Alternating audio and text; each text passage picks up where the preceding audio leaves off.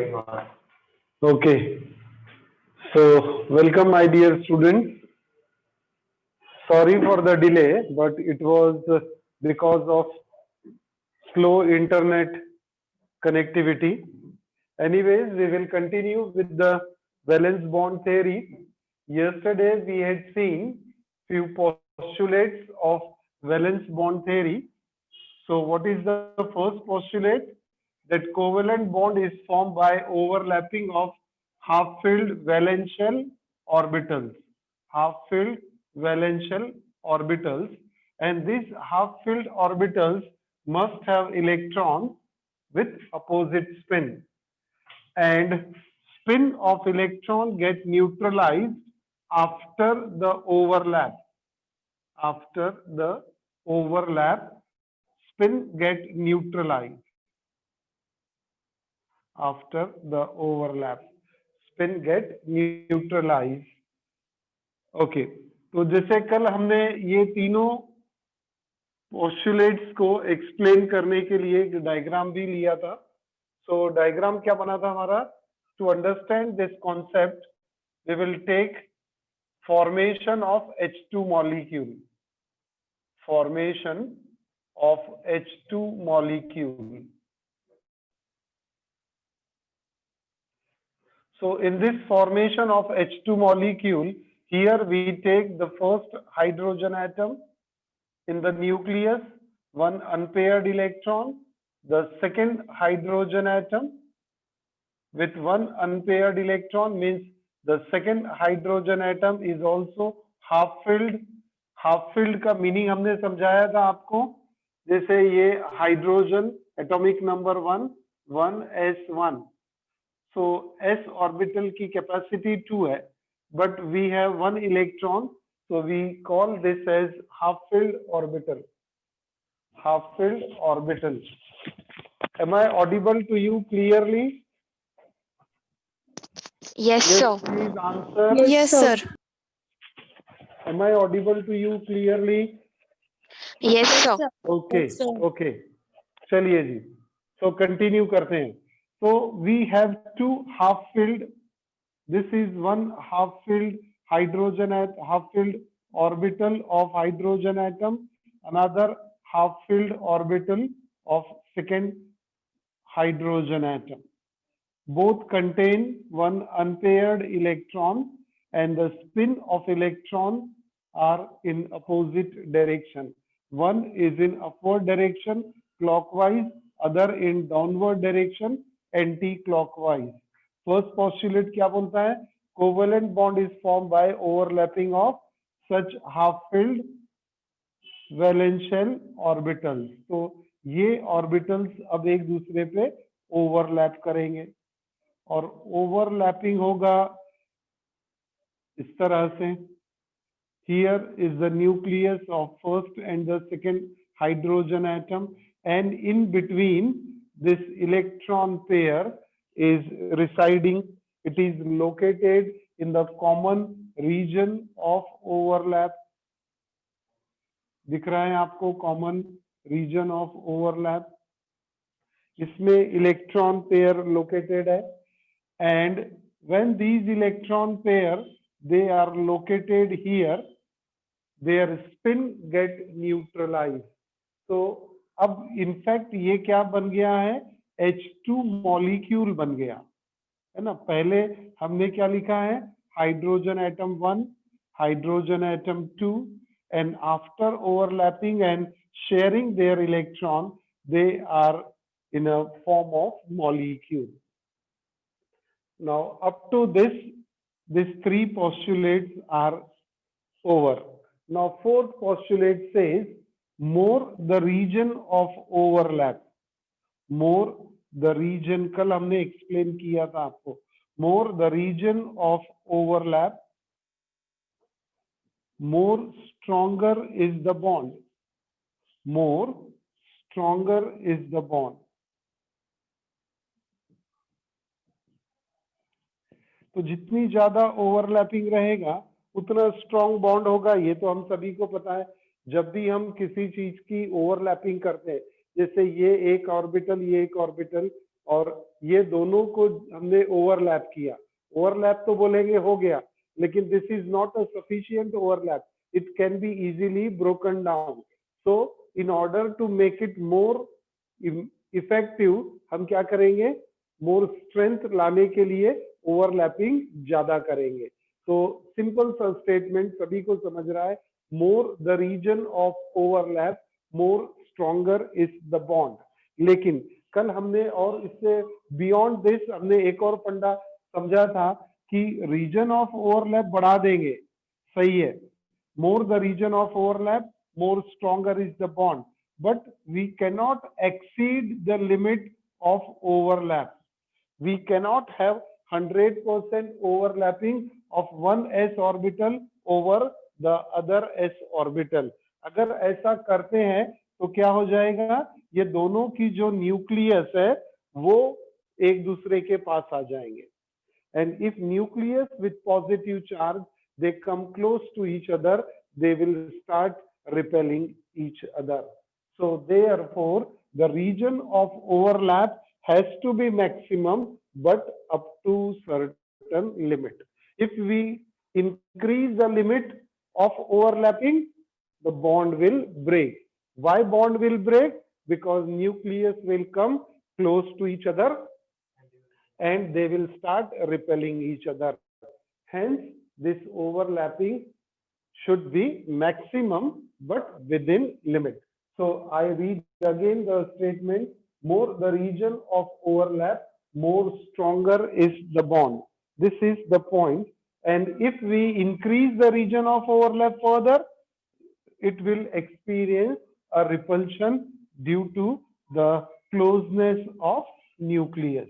Next point बनता है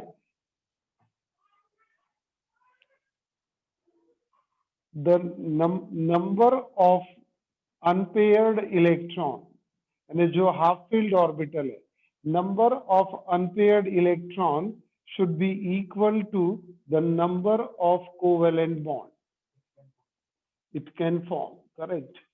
So number of unpaired electron, तो वैलेंस शेल में जितने अनपेयर्ड इलेक्ट्रॉन है उतने कोवेलेंट बॉन्ड वो क्रिएट करेगा।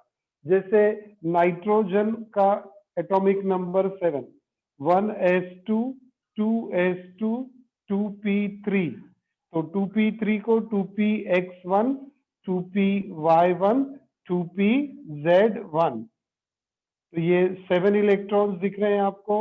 7 में से 5 इलेक्ट्रॉन्स इसके वैलेंस शेल में दिख रहे हैं। These are the 5 valence shell electrons, है ना।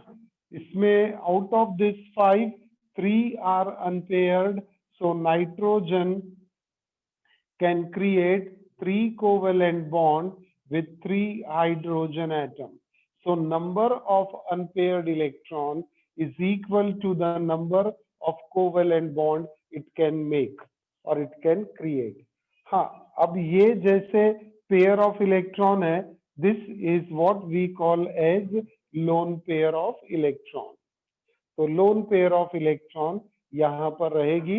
अब ये हो सकता है कि ये lone pair में से एक इलेक्ट्रॉन प्रमोट हो जाए if further orbitals are available. If further orbitals are available, we can promote one electron. जैसे कार्बन में देखते हैं हम लोग, कार्बन का atomic number 6, 1s2 2s2 2p2, है ना, ये 6 हो गया। अब ये 2p2 को हम स्प्लिट कैसे करते हैं, 2px1 2py1 and 2pz0। 6 electron fill करना था, 6 इलेक्ट्रॉन फिल कर दिया हमने, बट क्या दिखता है अब हमको यहाँ पर कि इसके 2p ऑर्बिटल में एक सब ऑर्बिटल वैकेंट है 2pz, और उसी एनर्जी लेवल का सेकेंड एनर्जी लेवल का 2s के पास में एक पेयर ऑफ इलेक्ट्रॉन है। तो अब यहाँ से क्या करेंगे, ये पेयर ऑफ इलेक्ट्रॉन का एक इलेक्ट्रॉन यहाँ एक्साइट करेंगे या प्रमोट करेंगे। इट शुड बी एक्साइटेड और प्रमोटेड। सेम एनर्जी लेवल होने से इजीली प्रमोट हो जाएगा और प्रमोट होने के बाद अब कार्बन 6 का इलेक्ट्रॉनिक कॉन्फ़िगरेशन क्या बन जाएगा 1s2 2s1 2px1 2py1 and 2pz1। तो देखिए अब इसके पास 4 हाफ फिल्ड ऑर्बिटल यानी 4 अनपेयर्ड इलेक्ट्रॉन हो गए। तो कार्बन के पास 4 हाफ फिल्ड ऑर्बिटल यानी 4 अनपेयर्ड इलेक्ट्रॉन। ये 4 अनपेयर्ड इलेक्ट्रॉन ये 4 हाइड्रोजन के साथ इजीली शेयर करके कोवेलेंट बॉन्ड बनाएगा और आपको ये मीथेन मॉलिक्यूल टेट्राहाइड्रल फॉर्म में दिखता है CH4। करेक्ट है।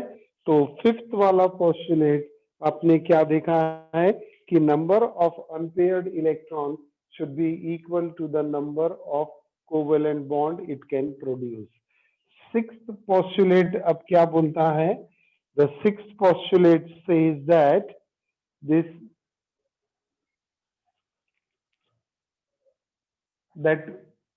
paired and unpaired electron, six postulate को इनफैक्ट मैंने यहीं पर एक्सप्लेन कर दिया है कि अगर वैलेंस शेल में पेयर ऑफ इलेक्ट्रॉन अवेलेबल है और कोई ऑर्बिटल वैकेंट पड़ा हुआ है तो यहां से पेयर में से एक इलेक्ट्रॉन वैकेंट ऑर्बिटल में जा सकता है। If valence shell orbital possess pair of electron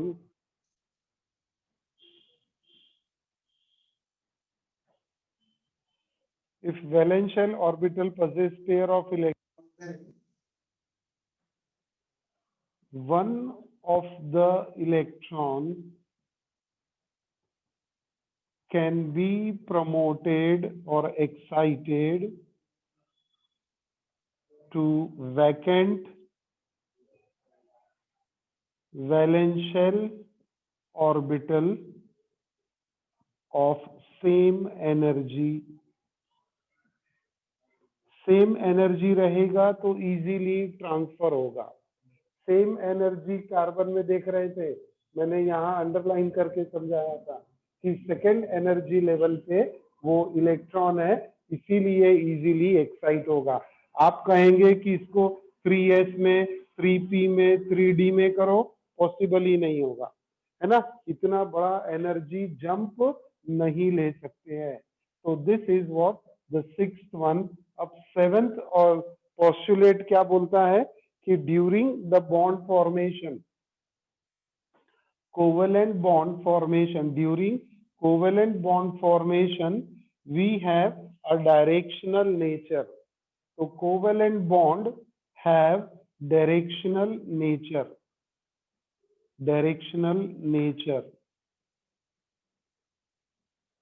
except s orbital overlap, except s orbital में कोई डायरेक्शन नहीं रहेगा ओवरलैपिंग में, क्योंकि s orbital ये s orbital है, s orbital being spherical in shape, है ना, ये spherical है, ये सिमेट्रिकली स्फेरिकल है। तो स्फेरिकल होने से ये साइड वाइज भी ओवरलैप कर सकता है, ऊपर से भी ओवरलैप कर सकता है, किसी भी पॉइंट से ओवरलैप करेगा तो वो ओवरलैपिंग सिमेट्रिकली होगी और उसको कोई डायरेक्शन नहीं है। सो ओवर जो कोवेलेंट बॉन्ड बनेगा, every covalent bond has its own direction, except if s orbital is involved we will not get that that directional nature। जैसे हमने कल भी डायग्राम से आपको समझाया था, if we have p orbital, ये p ऑर्बिटल है, तो एक एटम का p ऑर्बिटल px ऑर्बिटल, दूसरे का भी px orbital, 3 axis px py pz, we know p orbitals they are dumbbell in shape, correct है? तो ये p ऑर्बिटल में px एक्सिस पे ये ओरिएंटेड है, दूसरा वाला ऑर्बिटल भी px एक्सिस पे ओरिएंटेड है। अब ये जब ओवरलैप करेंगे तो कौन सी एक्सिस पे करेंगे? x एक्सिस पे, इसीलिए जो बॉन्ड बनेगा उसको डायरेक्शनल नेचर होगा। तो p ऑर्बिटल से हम इजीली समझ सकते हैं कि जो बॉन्ड बनेगा उसका अपना डायरेक्शनल नेचर होगा। ये रीजन ऑफ ओवरलैप यहाँ आ गया, थोड़ा सा बड़ा बना लेते हैं, है ना? अब दोनों में अनपेयर्ड इलेक्ट्रॉन भी शो करते हैं विथ अपोजिट स्पिन, तो यहाँ पर ये पेयर ऑफ इलेक्ट्रॉन आ गया। होपफुली आपको दिख रहा होगा। तो मैं एक बार फिर से ड्रॉ कर लेता हूँ, थोड़ी क्लियरिटी आएगी।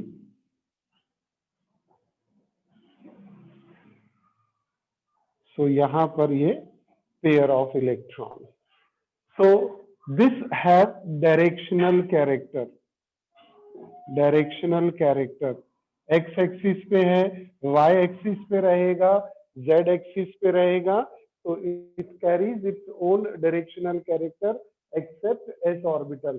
Same happens with d orbital and f orbital. If they are involved in the bond formation, they have their own direction. So they have their directional nature, and this directional nature, as I explained yesterday, directional nature provides the shape, directional nature provides the geometry, directional nature helps to find out the bond angle. इसके पहले वाली theory जो हमने देखा था octet theory, उसने covalent bond formation का फंडा दिया था, लेकिन फंडा कितना था कि during a covalent bond formation atoms can share, they can donate, they can accept electron in order to complete their octet and create the bond. Bond बन जाएगा, लेकिन बॉन्ड को कोई डायरेक्शन रहेगा ऐसा एक्सप्लेनेशन प्रीवियस थ्योरी में नहीं था। VSEPR हमने पढ़ा, VSEPR में भी डायरेक्शन नहीं दिया था। VSEPR थ्योरी में क्या बोला था कि जो इलेक्ट्रॉन पेयर्स है they keep on repelling each other, that's why they move to a safe distance from where the repulsion should be minimum. Repulsion should be minimum and maximum stability. तो maximum stability and minimum repulsion ये VSEPR ने हमको समझाया था, लेकिन उसने भी ये directional nature of covalent bond explain नहीं किया था। तो valence bond theory has explained this few points very categorically, that a bond is formed by overlapping of half-filled valence orbital, and this half-filled orbital must have electrons with opposite spin, and spin of electron get neutralized after the overlap. Next, more the region of overlap, more stronger is the bond, but there should be a limit to it, है ना? तो limit रहना चाहिए इसमें। Next है number of unpaired electron in valence shell is equal to the number of covalent bond it can make. And sixth is valence shell orbital possess pair of electrons. If possess pair of electron, then one of electron can be promoted to vacant valence shell orbital of same energy. तो वो हमने carbon से आपको समझा दिया था। अब seventh वाला आ गया है, last postulate that covalent bond have directional character.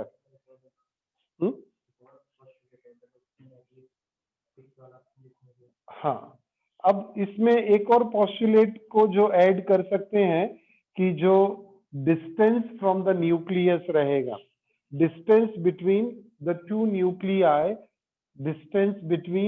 nuclei is the distance what we call it as bond length.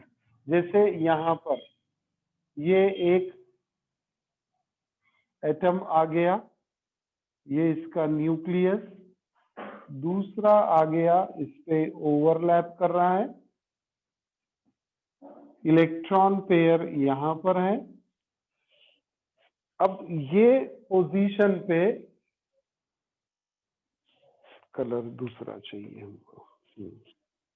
This distance from the centre of nucleus to the other centre of nucleus is what we call as bond length. और bond length हम कब निकालेंगे? जब attractive force is equal to repulsive force. अगर ये दोनों force balance हो गए तब क्या होगा? ये मॉलिक्यूल स्टेबल हो जाएगा। और एक बार ये स्टेबल हो गया तो ये जो डिस्टेंस रहेगा, that distance is called as bond length and energy is called as bond energy. And this is possible only when attractive force should be equal to the repulsive force. अगर attractive force ज्यादा है यानी अभी भी overlapping possible है। Attractive force अगर ज्यादा है तो ओवरलैपिंग पॉसिबल है, और ओवरलैपिंग पॉसिबल हुई तो ये बॉन्ड लेंथ शॉर्ट हो जाएगी, है ना? या रिपल्सिव फोर्स डोमिनेट करता है तो ये दूर होते जाएंगे तो बॉन्ड लेंथ बढ़ जाएगी फिर उसकी, या हो सकता है कि बॉन्ड ही ब्रेक हो जाए रिपल्शन ज्यादा होने से। सो when attractive force is exactly equal to repulsive force, that distance is what we call as the distance between the two nuclei as a bond length, and that energy is known as bond energy. So these are the postulates of valence bond theory. अब इसमें एक और aspect है interacting forces. Interacting forces operating in overlapping during covalent bond formation. So interacting forces during covalent bond formation. Covalent bond formation. Now what we have to discuss here, यही diagram हमारे काम आएगा अभी ये डिस्कशन के लिए। Interacting forces यानी यही interacting forces, attractive forces and repulsive forces, two forces are operating. अब यहाँ क्या हो रहा है? Interacting forces during covalent bond formation. What is that interacting forces? That before overlapping atom कैसे थे? इंडिपेंडेंट तरीके से एटम थे ये, और they have their own energy, both of them have their own energy, but after overlapping, after bond formation, their energy get decreased.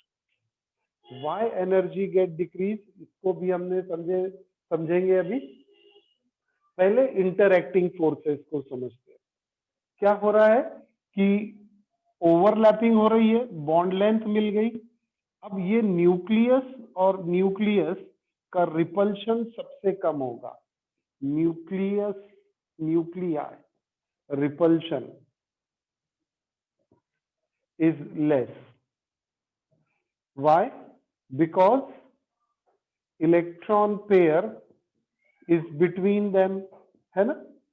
Electron pair is between them, तो nucleus आपस में एक दूसरे को रिपेल अब कर ही नहीं सकते। ओके, तो nucleus cannot repel each other. Electron pair is in between. मैंने कहा था अंबुजा सीमेंट वाले जैसा, एक भाई का घर इस तरफ, एक भाई का घर इस तरफ, दोनों रिपेल नहीं कर सकते क्योंकि बीच में सॉलिड इलेक्ट्रॉन की डेंसिटी है ना? ये इसे हम क्या कहेंगे? इलेक्ट्रॉन डेंसिटी है पूरी।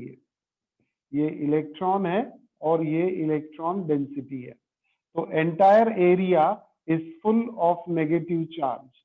तो they will not permit nuclei to repel और टू कम क्लोज।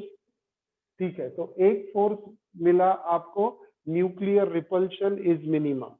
दूसरा फोर्स क्या मिलेगा कि nucleus and electron they attract each other strongly. Nucleus and electron attract each other strongly. क्यों strongly attract करेंगे? क्योंकि अब इलेक्ट्रॉन डेंसिटी, दो इलेक्ट्रॉन की डेंसिटी और ये न्यूक्लियस, तो ये न्यूक्लियस और इलेक्ट्रॉन का अट्रैक्शन ज्यादा होगा, ये न्यूक्लियस और इलेक्ट्रॉन का अट्रैक्शन ज्यादा होगा। पहले भी था लेकिन एक इलेक्ट्रॉन था, एक ही न्यूक्लियस था। अब अगर ये न्यूक्लियस बी को कंसीडर करें तो इसके लिए अट्रैक्शन के लिए दो इलेक्ट्रॉन है, तो force of attraction is more between nucleus and electron after overlapping. तो अट्रैक्टिव फोर्स डोमिनेट कर रहे हैं as compared to repulsive force. Repulsive force is very less, attractive force is quite higher. So these are the interacting forces acting during a covalent bond formation. तो ये interacting forces, दो forces. The repulsive force between the nucleus is minimized even though they are close to each other. Overlapping कर रहे हैं, पास में आ गए nucleus, पहले तो दूर दूर थे तो ना अट्रैक्शन था ना रिपल्शन था, लेकिन जब आपने इसको ओवरलैप कर दिया तो न्यूक्लियस पास में आ गए, पास में आ गए फिर भी रिपल्शन नहीं हो रहा। क्यों नहीं हो रहा है? इलेक्ट्रॉन डेंसिटी उनके बीच में है। तो in spite of coming close, they will not repel each other because electron density lies between the two nuclei. तो रिपल्शन जो है वो कम हो गया, अट्रैक्शन, अट्रैक्टिव फोर्स बढ़ गया। न्यूक्लियस ए इलेक्ट्रॉन से स्ट्रांगली अट्रैक्टेड रहेगी, न्यूक्लियस बी इलेक्ट्रॉन से स्ट्रांगली अट्रैक्टेड रहेगी। So two nuclei and electron have more attractive force than the repulsive force, and that's why this bond is a stable bond. Attractive force overpower the repulsive force, hence bond formation takes place, but stability कब मिलेगी bond को? When attractive force is exactly equal to the repulsive force. ये दोनों equivalent रहेंगे, then only this bond will be remain stable. So ये है interacting forces. अब इसका एनर्जी डायग्राम है वो मैं कल पढ़ाऊंगा आप लोगों को, because it will take another 15-20 minutes. Okay, so enough for the today class. See you tomorrow and do join quickly. And आपको वीडियोस जो नहीं मिले होंगे वो जरा मुझे आपको पोस्ट कर देंगे। तो कौन कौन से वीडियो नहीं मिले आपको? 7th वाला लेक्चर शायद नहीं मिला है, 6th और 8th मिल गए हैं आपको, तो वो भी आज हम पोस्ट कर देंगे, आपको मिल जाएगा वो। इनफैक्ट वो भी पोस्ट हो गया है लेकिन कहीं तो भी यूट्यूब में घूम रहा है। Okay, so see you tomorrow. Thank you very much.